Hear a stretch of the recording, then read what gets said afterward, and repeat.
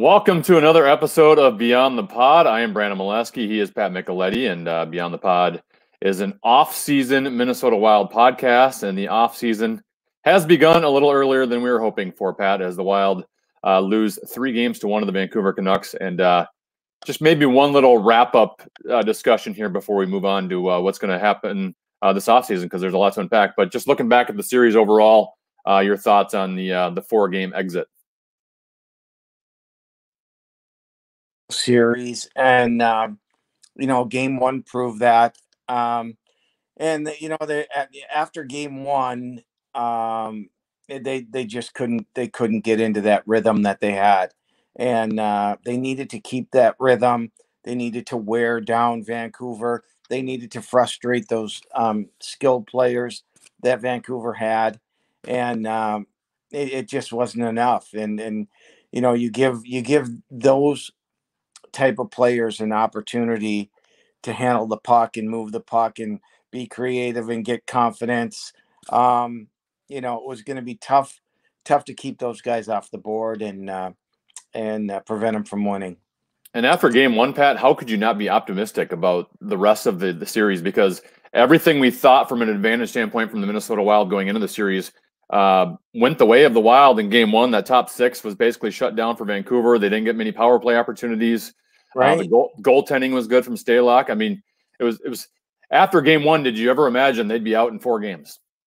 No, I didn't, because I thought if they could have stuck to the plan and did what they did in game 1, that they'd have a real good chance going in. I mean, there was a way for them to beat Vancouver, and Vancouver got them out of that game. And whether it be because Minnesota did it with the penalties, or even Vancouver with their penalties kind of helped them too, because Minnesota's power play was not very good. And then it got Vancouver's better players on the ice, and it disrupted the flow that Minnesota was in game 1. And it was pretty much like that the rest of the series.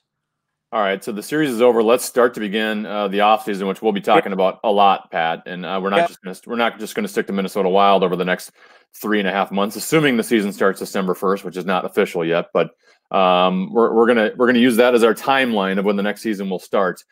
But let's begin with kind of what happened yesterday, what transpired yesterday in the NHL draft lottery. The Minnesota Wild had a 1 in 8 chance of getting the number 1 overall pick. Would have been nice to have Alex Lafreniere to go along with Kaprizov in this offseason. The Wild did not get that. They still get the number 9 pick in a deep draft, so they should still get a player. But one, talk about what a transformational player like Lafreniere would have meant for the Wild, and 2, the Rangers get a top 2 pick again 2 years in a row. Unbelievable. It could have been a game changer, I think. I think they'll still get a player at 9 that will be in the lineup. That's my prediction next year. No question. It is deep. And there are some pretty good players in the draft. And why not, Brandon? And, we could go, we could kind of put this in levels in terms of what Bill Guerin wants to do. But we know, all right, you and I have talked about it for months, what this team needs. And they need 2 centermen. They need a first and a second line center. If you're going to extremes, right? If you can. Now, I'm going to caution that a little bit, because you can't get everything done that you want to get done. For sure, I think 1A in their priority has got to be a goaltender. There's going to be some good goaltenders available. I saw the list yesterday, and there's Holtby, there's Leonard, there's Markstrom, who they just played. There's Jerry from the Pittsburgh Penguins that might be available via a trade, potentially. Pittsburgh has got to do something, because, hey, they lost to the Montreal Canadiens. A lot of people picked them to go to the Cup, right? So I think there'll be some goaltenders available, but realistically, they've got to find a way to get better up front. They just have too many bottom 6 forwards that have played up in the top 6 role that, quite frankly, don't compare to the rest of the league. Well, in terms of the draft, and we'll get more into this as we move along here, because I'm just in the early stages of kind of researching some of the draft picks. I've held it off until this moment, but what's your kind of overall philosophy on what to do at number 9? Because I'm always a big take the best player available, regardless, because a lot of these players, aren't going to be in the lineup for 2, 3, maybe 4 years, and by then you might have different needs in your roster depending on what you do in trades and free agency and who develops in the system. That being said, Pat, this team has needed a number 1 center basically throughout the existence of this franchise's history, and are in desperate need of a goal, even though, like I said, the goalies even take longer to develop.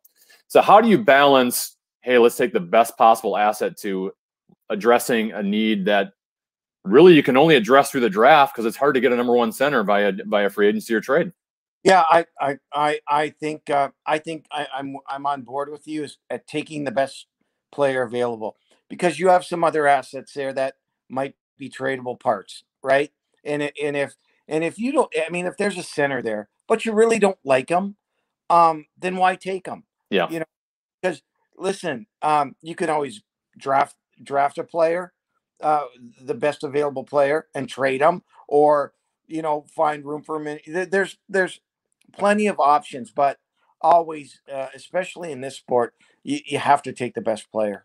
Need to get as many assets as possible. Now, there's a little bit of a debate over the number 15 pick, because technically it's a conditional pick for the Minnesota Wild from the Pittsburgh Penguins. Had the Penguins not made the postseason this year, the Minnesota Wild would have received that draft pick. The Penguins end up losing to Montreal in the first round, or the qualifying round. So therefore, Pittsburgh has a choice to keep number 15 or defer it to next year.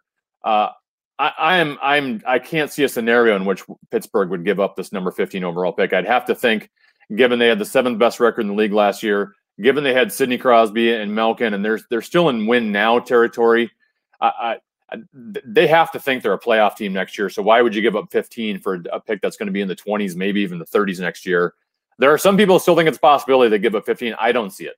Yeah, the only scenario I don't see them taking is if they're not real happy with any, if no one intrigues them at 15.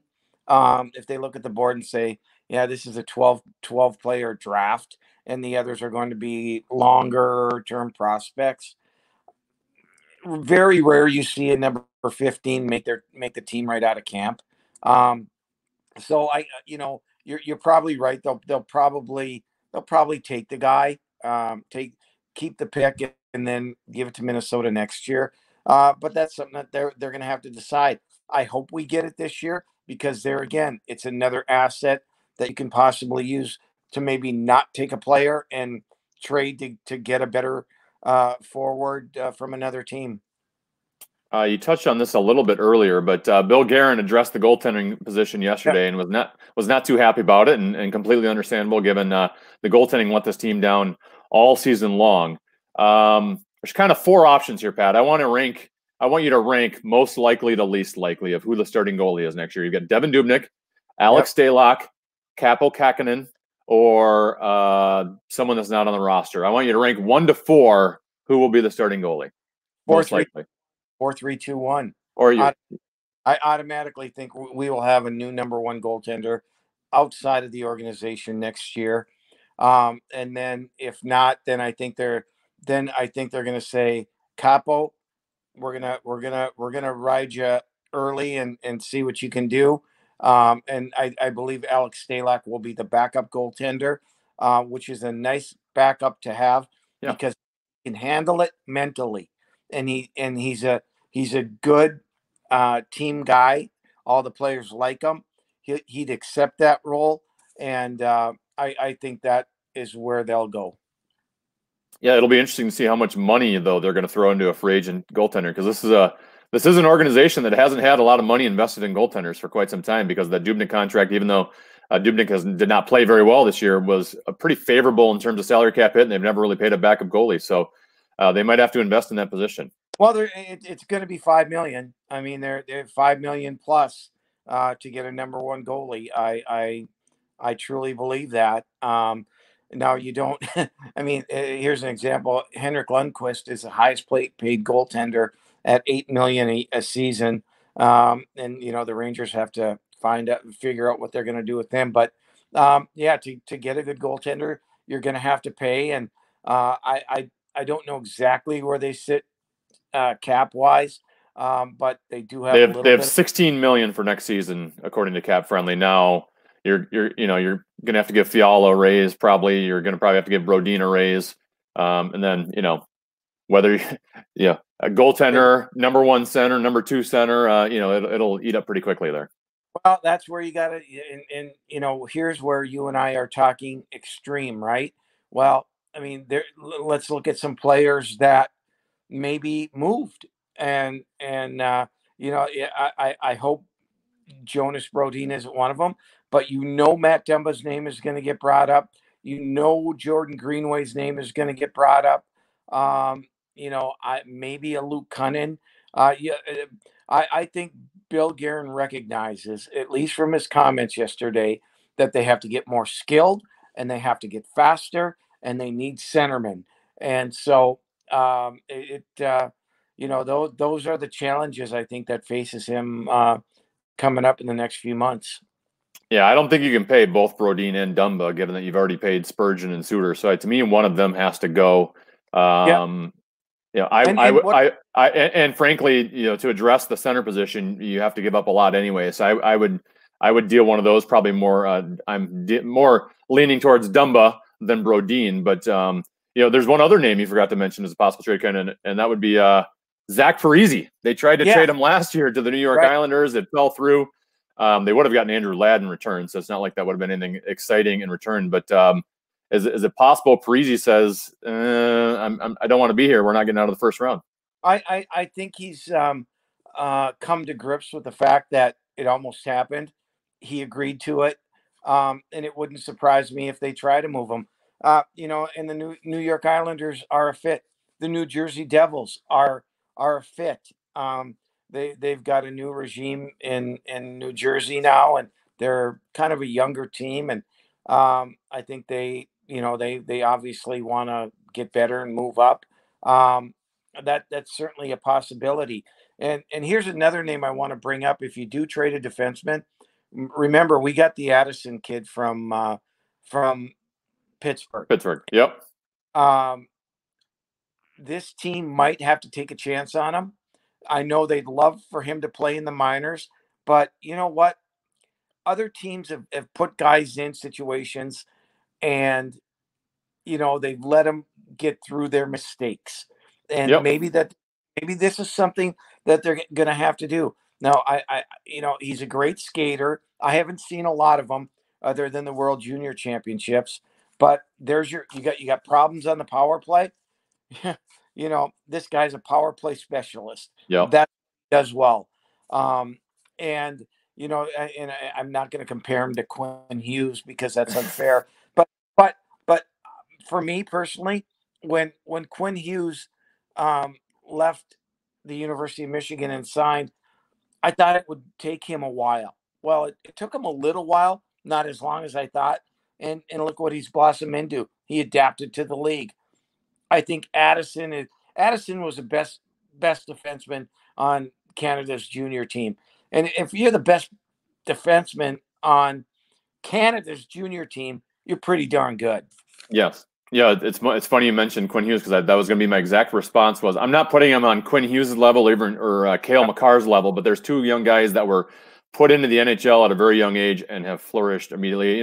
It's a different game than it was 20, 30 years ago for these smallish speedier defensemen, and they can. And he's played on the big stage, as he mentioned, in juniors with Team Canada. He's played in big games before, and let him play and let him make mistakes. And you know what? I do think we have the type of head coach that's willing to allow players that have high skill level to make mistakes and keep playing them.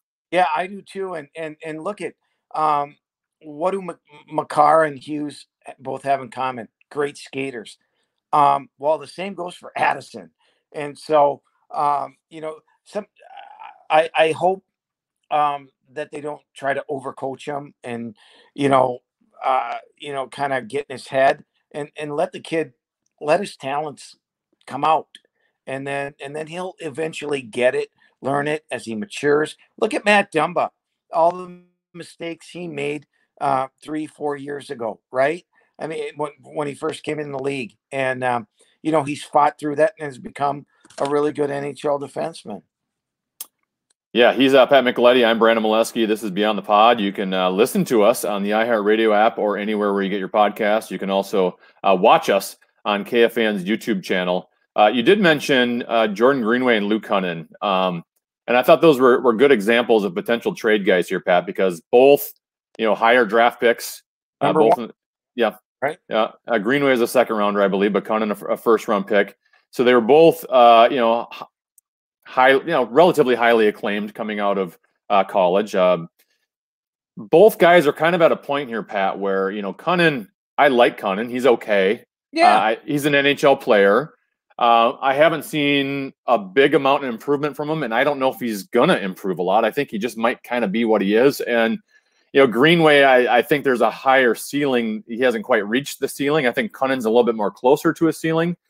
But same thing with Greenway. I can't say he's improved really in the last year or two. So at what point do those young guys just stop becoming young and not really improving? And do you need to sell while people still think they have some value?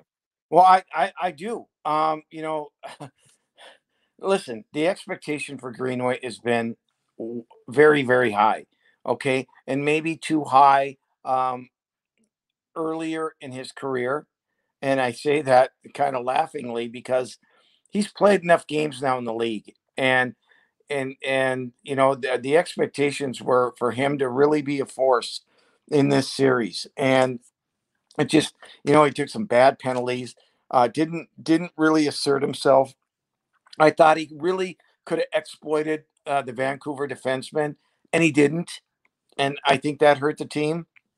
Um, how much rope are you going to give him before it gets to the point where, he is what he is? And, I don't want them to say that and then not be able to get a fair value back for him or maybe a steal. Because, right now there's general managers in the league who believe that this kid's, can be all of that and more. And so that's going to be a big decision for Bill Guerin this summer. And to our point earlier of trying to get a number one center from another team, which is not going to be easy, a combination of Brody and Dumba or add that with Greenway, Kunin, and then throw a pick or two in. And that's kind of the deal you're going to have to get one of these big guys. Well, here's the deal too. They're not making in NHL money a lot of money, right? And so you look at teams that are going to have to make some changes. And I look at the Toronto Maple Leafs, right? And you've got William Nylander sitting there. There's a lot of talk out of Toronto that he played his last game in Toronto. He makes a lot of money, but if they can work out a deal, boy, that would be. I would certainly. He's a talent, right? And his talent really hasn't come to the fore yet. But maybe a change of scenery for him, and boy, he'd slot in well in the middle for Minnesota. One guy who might be getting a change of scenery as well, that would be center Mikko Koivu. Holds a bunch of records in Minnesota Wild franchise history, Pat. I think, people are kind of acting like this is Mikko's decision. I think this is the Minnesota Wild's decision about whether they want to retain him or not. Obviously, his contract is up. He's going to be a free agent. At this point of his career, I think he's just fourth line center making $1 million. But really, I don't think Mikko's at a point where he's going to go somewhere else and be a fourth line center and not make a lot of money when he's made good money in his career. So to me, do the Wild want him back? And my guess is they probably go a long time throughout free agency before they even consider it and see what the rest of the roster is constructed. And maybe he's a fallback plan.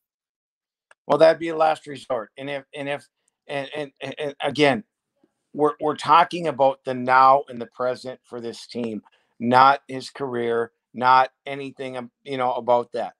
So that being said, absolutely, you do not bring him back.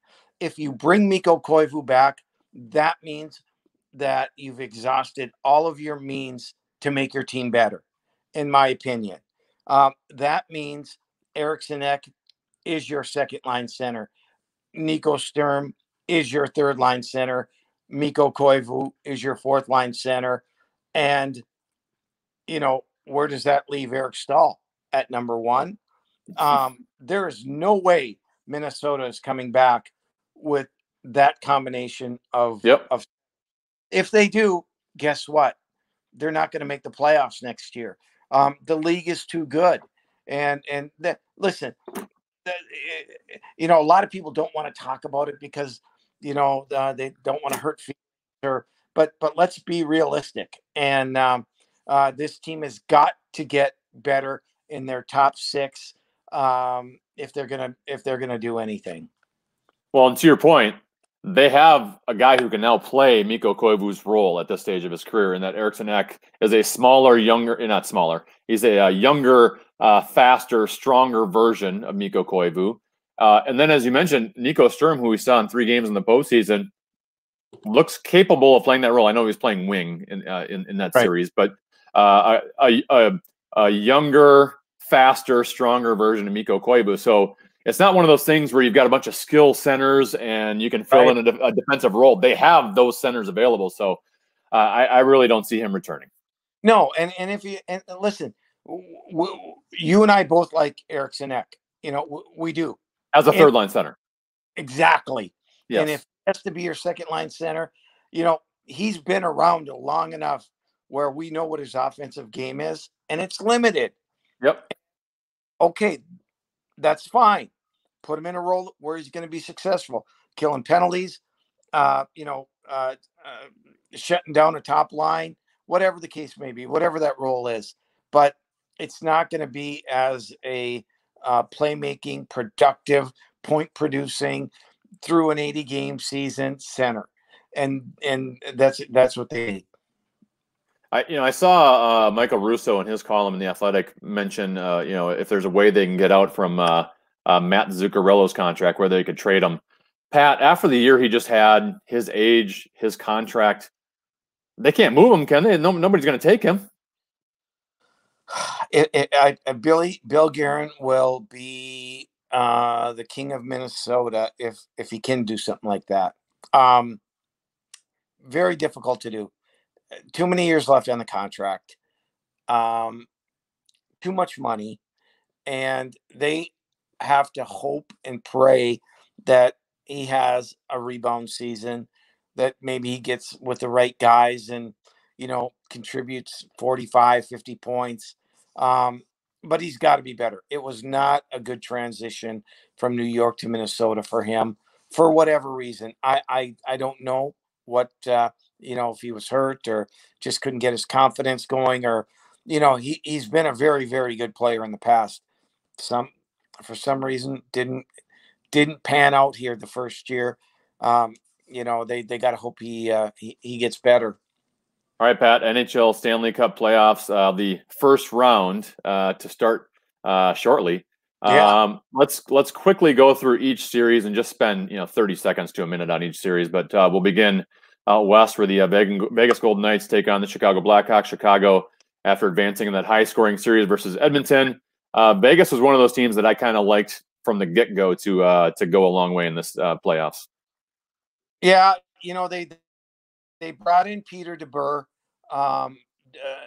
in a surprising move after they fired Gerard Gallant. And part of the reason was to get a little bit more to play a little bit better. And I think they've got a lot of skill up front, and they've got a lot of skill on their D-core. It'll be interesting to see Robin Lehner, who was traded from Chicago to Vegas, play against his old team. That'll be a storyline in this series. But I think Vegas has a little bit too much firepower, and I think they'll win. Leonard had a great tweet once they advanced and they knew the matchup with Chicago, because Chicago traded him, obviously not planning on making the postseason, and then all of a sudden the coronavirus hits, and now 12 teams in the league go in the postseason, and he had a funny social media post that just said awkward, so that was pretty good. Colorado Avalanche, a team we're very familiar with in our division, versus the Arizona Coyotes, who looked pretty good, I thought, in their series versus the Nashville Predators, Pat. Boy, they battled. I was waiting for them to fold, but I guess Montreal is. Matt Duchene was not very good for them, and Granlund, and those acquisitions. But Colorado is a team that you gotta consider coming out of the West with McKinnon, Rantanen, and Landeskog, And and Makar. Cale Makar. They're loaded. They're loaded. They get any goaltending from Grubauer. They could come out of the West. Two teams I didn't see a whole lot of in the qualifying / play-in rounds: Dallas Stars versus Calgary Flames. Calgary doesn't impress me. I think Dallas can squeak by that series, but I didn't see a lot of Dallas either in the qualifying round. I saw more Calgary. Something's up with Johnny Gaudreau, not playing very well, and he's their number one center. Could be moved in the offseason. I'll still favor Dallas in this one. I basically didn't see any of the play-in games because those series just didn't do much for me because there was nothing really on the line other than seeding. But assuming the St. Louis Blues are close to being what we normally expect from the St. Louis Blues, I would expect that they should be able to handle a still rather young Vancouver Canucks team that we just saw here against the Wild.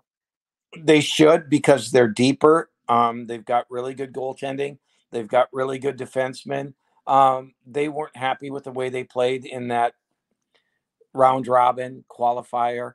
But I think they'll get to their game as the series goes on with Vancouver. And yeah, I expect them to win.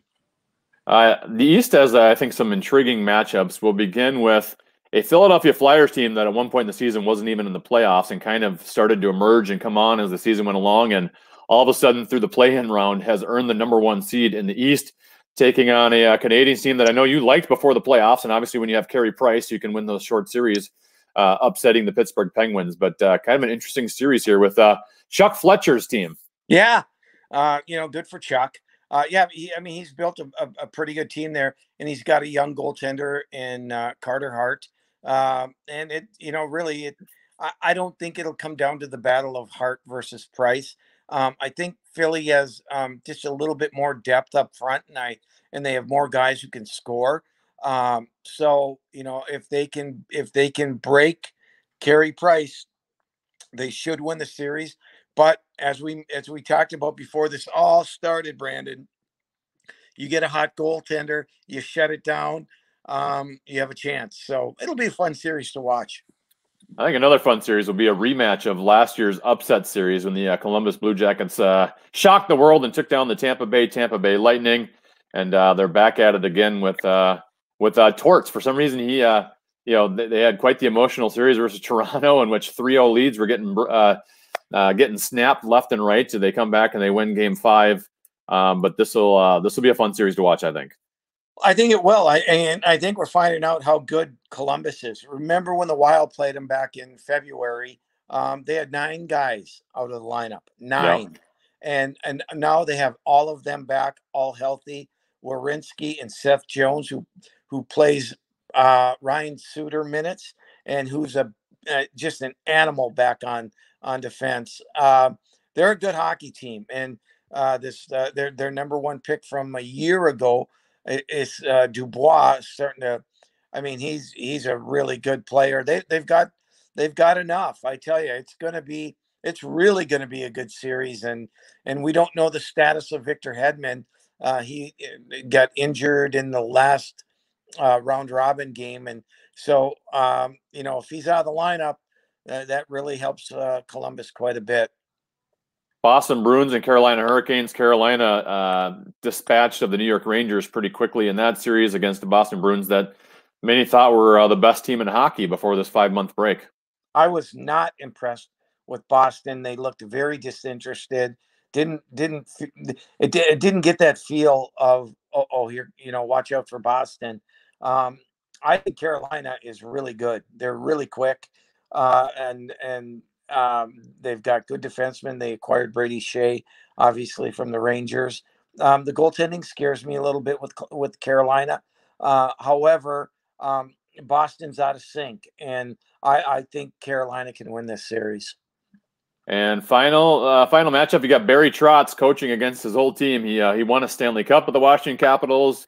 Did not stay with the team. Became the head coach of the New York Islanders. We've seen how well coached they are and how good they looked in that first opening series as well. This is going to be an interesting one because we've all seen the New York Islanders, and they are the 2000 Minnesota Wild in terms of style. They block a ton of shots. They don't create much offensively. They rely on Team D. Washington, they like to get after it a little bit, obviously with Ovechkin and Backstrom and those type players. So it'll be a tight series. I think this one's going 7, and get to game 7. Who knows what's going to happen? So, Pat, we have a lot to talk about this offseason. I'm going to start diving into free agency a little bit, diving into the NHL draft of who the Wild could take because they have a top 10 pick, which will at least that'll be nice, even though we didn't get the number 1 overall pick. And maybe investigate some potential trades. And, of course, we'll be on top of everything going on in the NHL Stanley Cup playoffs as we move on for the next 3.5 months here on Beyond the Pod. Yep, sounds great. All right, he's Pat Micheletti. I'm Brandon Mileski. This has been another episode of Beyond the Pod. Thank you so much for tuning in on the iHeartRadio app and wherever you get your podcasts, and for also watching us on the KFAN YouTube channel. We'll talk to you next week on Beyond the Pod.